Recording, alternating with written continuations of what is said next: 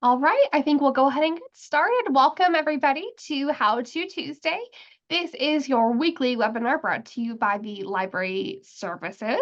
Every Tuesday at noon, we give you a quick bite of information to help you thrive here at Park University. I am so glad that all of you are joining us for this really exciting How to Tuesday. We are partnering this week with our Military and Veteran Center, the Global Warriors Center. And we're joined today by Gulmira, and she is going to talk about how to maximize your VA educational benefits.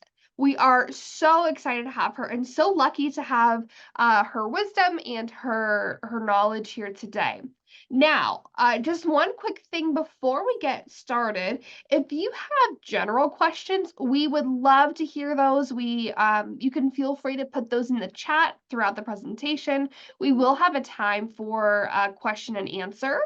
However, if you have questions that are more particular to your own personal situation, please do give us an opportunity to answer those privately so that we can work with you on a one-to-one basis. And we'll put some contact information in the chat that you can reach out to specifically our Global Warrior Center and get with someone specifically that can answer your question or your concern. So again, general questions are great, but if you have something that's really specific to your situation, we want to get you the help that you need and in the best way possible. All right, I'm going to hand it over to Gulmira, and she is going to kick us off. Yeah, thank you, Camille. Hello, everyone. Welcome to How to Tuesday. My name is Gulmira Isamadinova. I am a military and veteran funding analyst and a school certifying official. Today with me, I have Ed James, our part-time school certifying official. As Camille mentioned, if you have any your specific questions, please send him a direct message and we will make sure to answer them as soon as possible. But today we're going to talk about how to maximize your VA educational benefits. We plan to talk about four things today, four topics. The first one is minimum enrollment and how to get more out of your VA educational benefits. Why to use Chapter 31 benefit before using Chapter 33. What is the STEM scholarship? And take your classes strategically. Initially, I was going to ask you three questions, but I realized that we will have students who will be watching a recording. That's why I decided to put those questions out here as a separate slide and ask you to keep in mind a couple of things. Just think about yourself. Are you an undergraduate or a graduate student?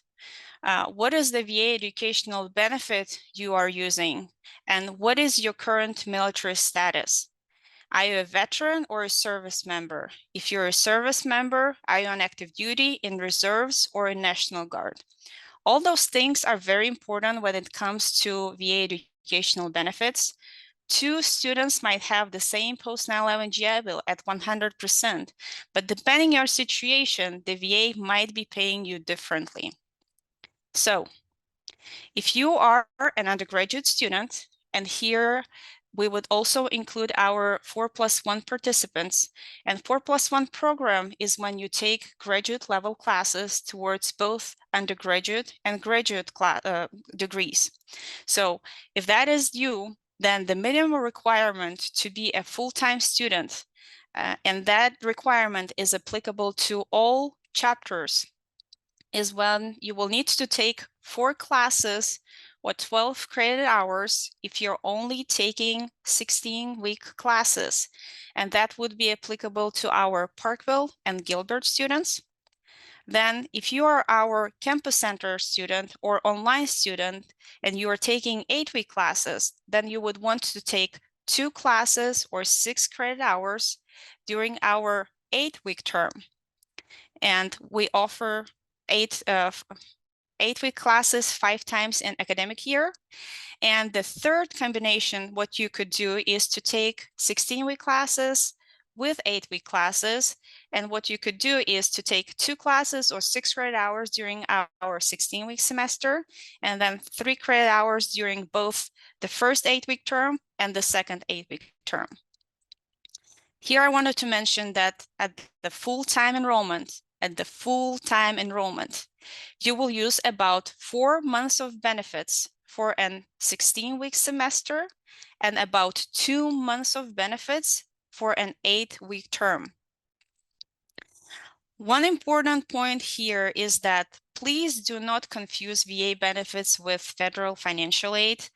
With federal financial aid, if you're in 12 credit hours for a semester, you are considered a full-time student. And let's say if you're taking 1 class during spring 1 and 3 classes during spring 2, because overall you have those 4 classes, 12 credit hours, you're good with financial aid. This is not the case with the VA benefits. Every time when they make a payment to you, what they do is they look at the prior month, they look at how many days you took classes, and they also look at how you were taking classes and how many classes you were taking. And based on all of that information, they send a payment to you. Just remember this, and every time when you sign up for classes, make sure that you are a full-time student during 8-week terms and 16-week terms or semesters.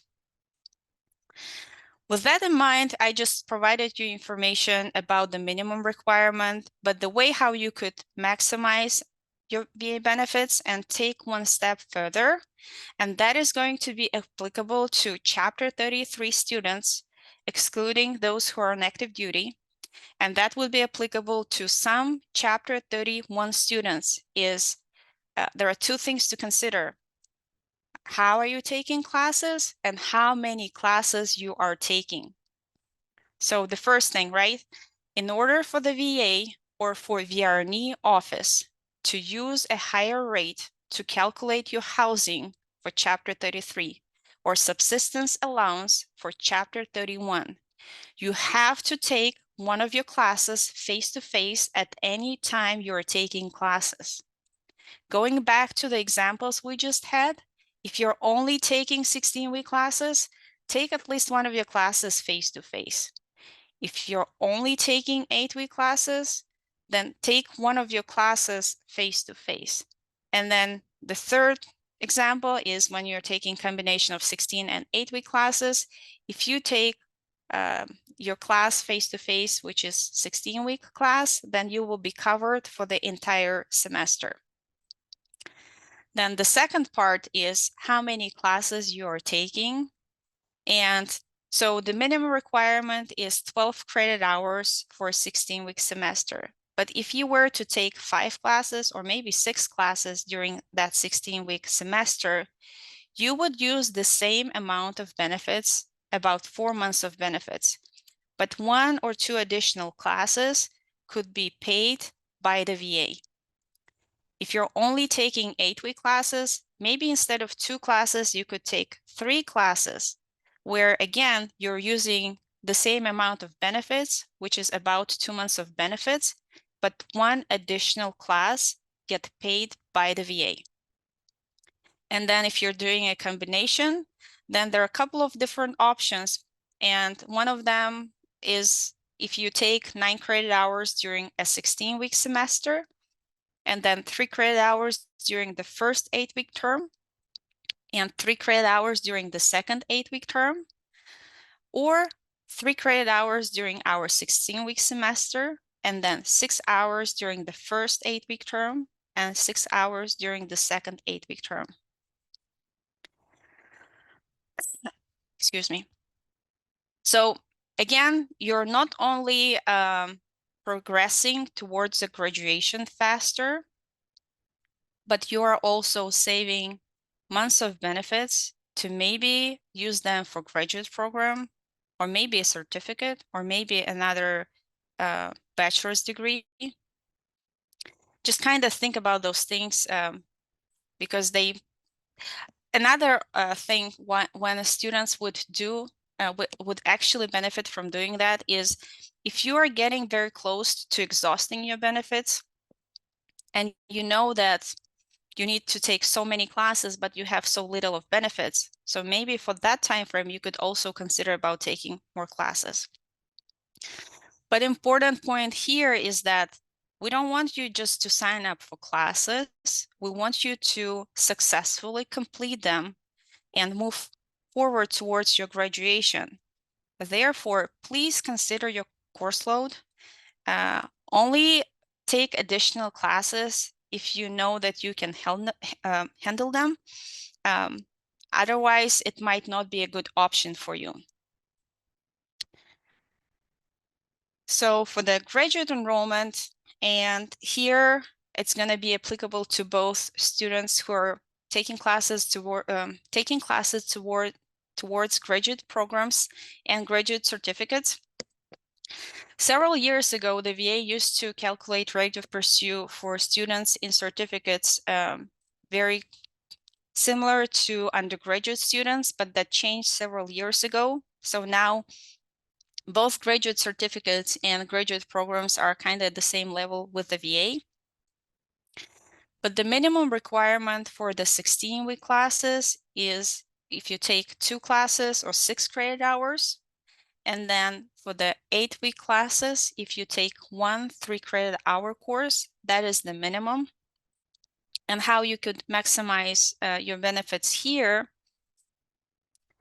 it's not quite applicable to 16-week classes right now with us, but for 8-week classes, you kind of could ask yourself the same 2 questions. How many classes can I take, and how can I take my classes? So maybe you could take 2 classes instead of 1 class.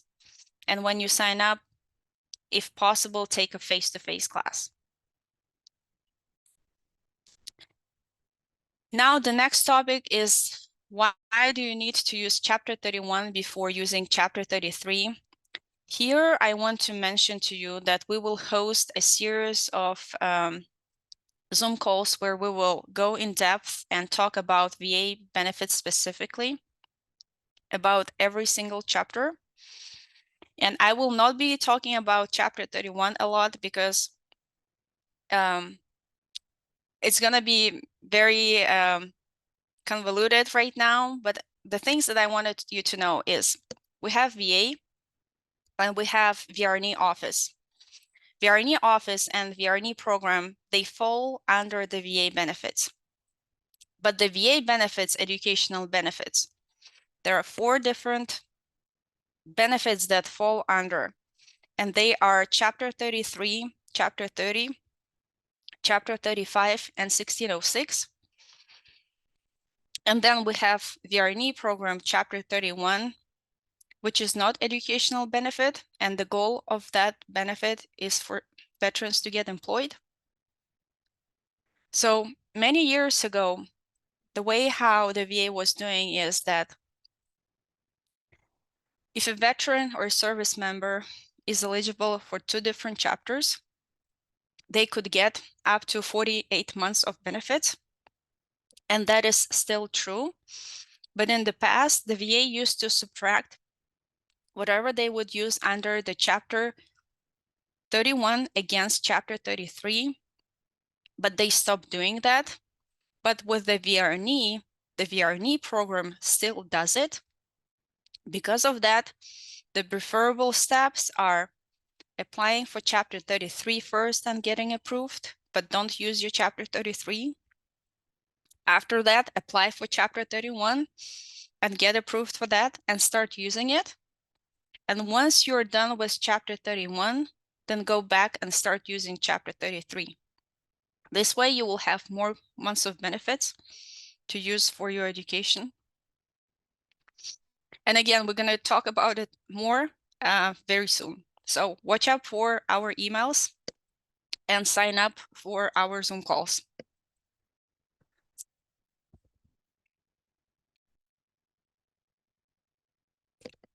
Sorry. Now let's talk about STEM scholarship.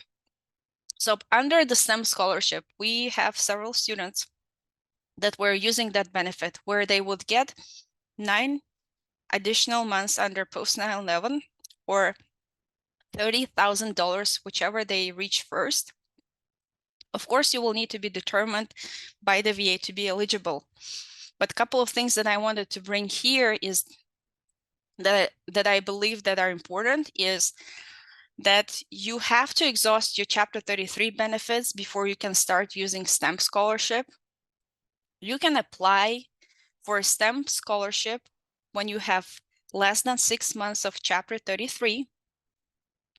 You have to start using STEM scholarship within the first 6 months of approval, and you have 2 years to use STEM scholarship. Another thing to kind of be aware of, that we quite often, when our students would use STEM scholarship, they will have to reapply for it several times. And the reason behind that is because they have to exhaust their benefits fully first. And sometimes they're not able to do that within the 6-month time frame. So just know that if you apply for it too early, it is possible that you will need to reapply later on.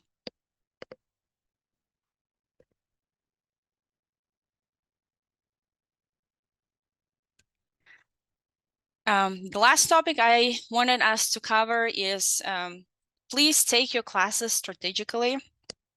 So we, as the school certifying officials, before we ever submit your enrollment to the VA, we go and pull your degree audit. We look at your classes. We ensure that the classes you are taking are required.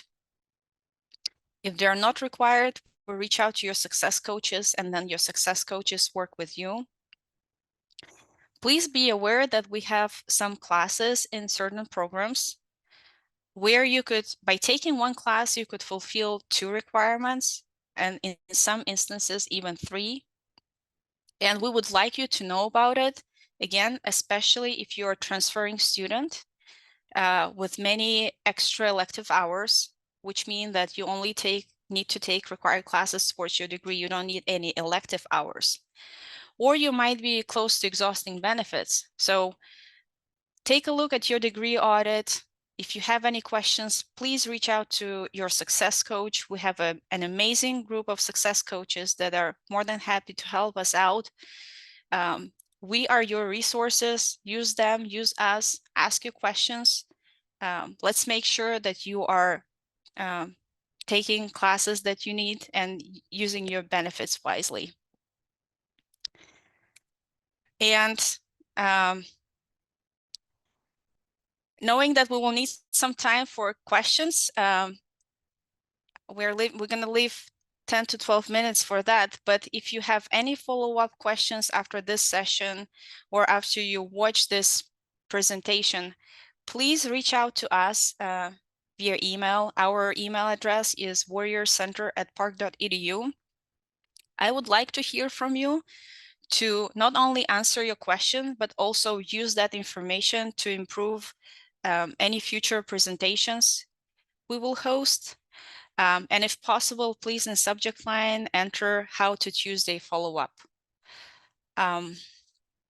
This is all that I have for today, and I am ready for any questions you have for me. Thank you.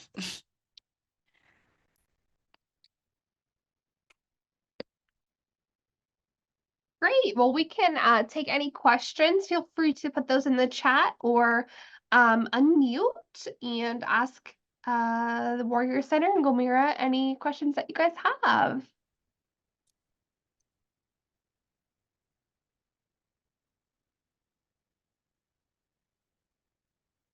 I know this can be kind of a big topic, right? There's lots of intricacies and lots of different moving pieces. So again, our wonderful Warrior Center staff and our wonderful student success coaches can really work with you and are here to help you.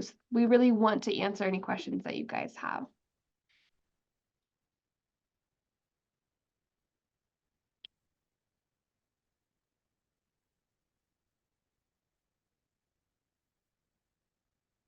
Okay, it looks like Dustin has one in the chat.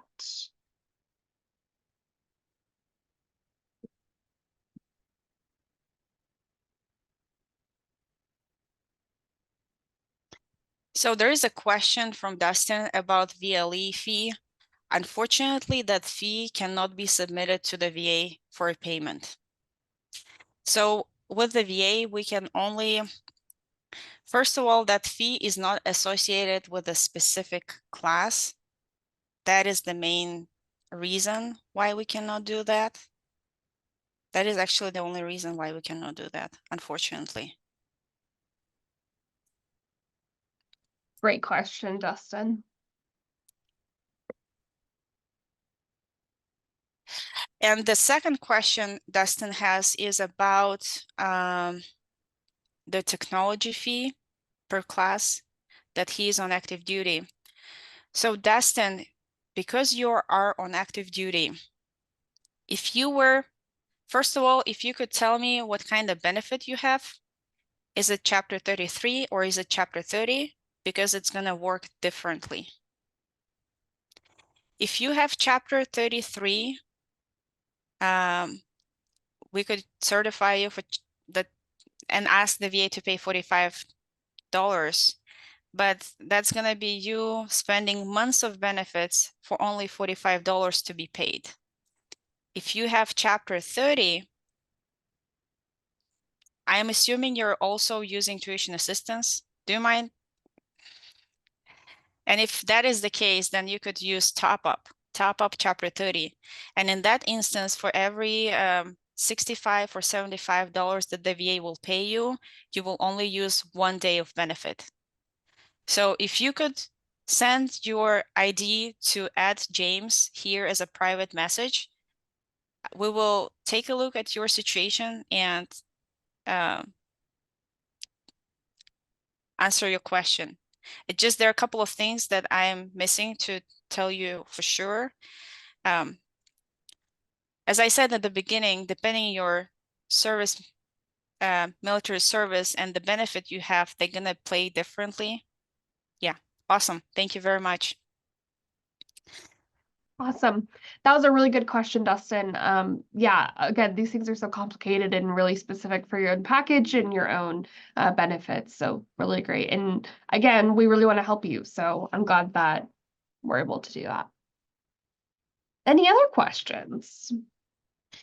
And we have 8 more minutes. So even if it is maybe your specific situation, if you don't mind, like maybe generalizing a little bit, I will be happy to answer those questions as well.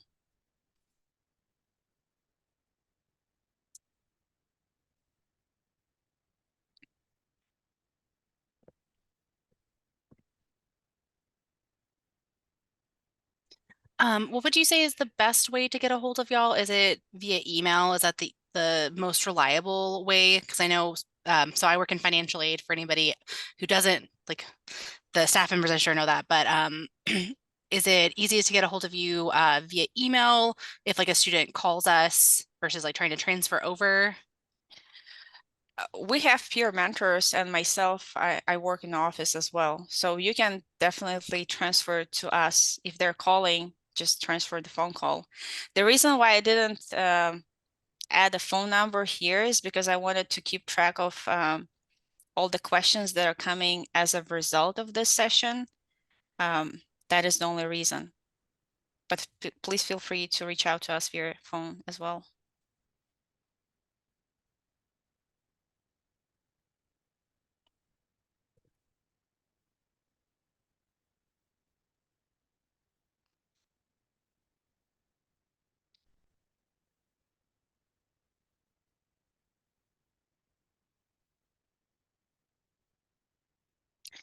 So we have a question.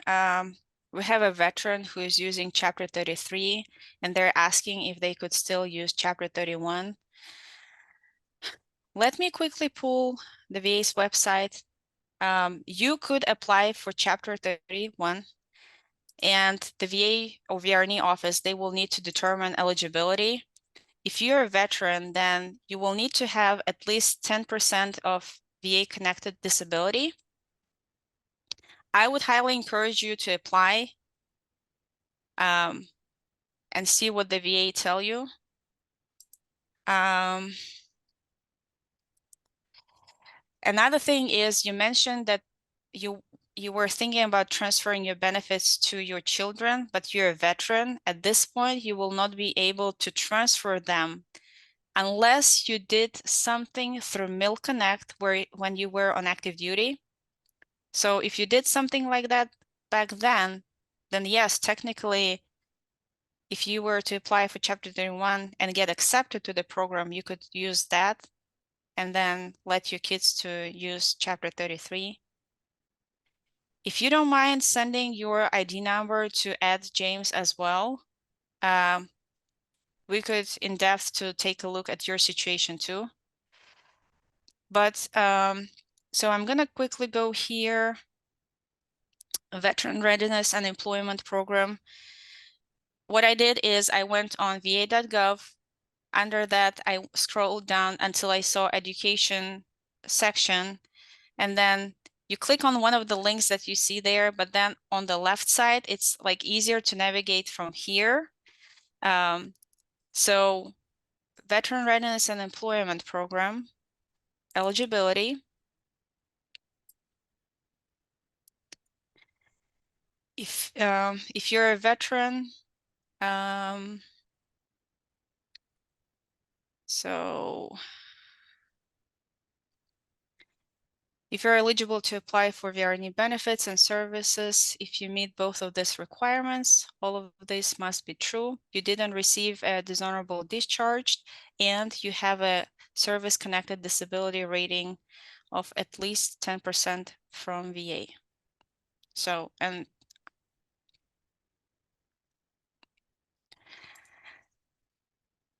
apply and see if they would accept you. And for the transfer benefits, if you did Mill Connect back when you were on active duty, you should be able to still go on Mill Connect and make the changes and pull your benefits from yourself and give to your children or vice versa. But we will follow up with you via email as well.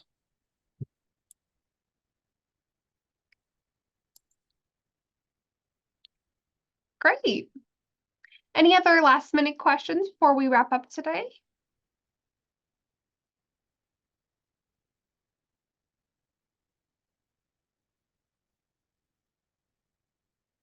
Okay, well, thank you all so much for joining us for How To Tuesday. Thank you to the Global Warrior Center, Gulmira and Gary, for giving us such a wonderful look at VA benefits and how to maximize those. I think this is going to be a really valuable resource for our students to look back on time and time again to make sure that they are really getting the most out of that deal on that package. So thank you both for putting this on for us. We're really grateful.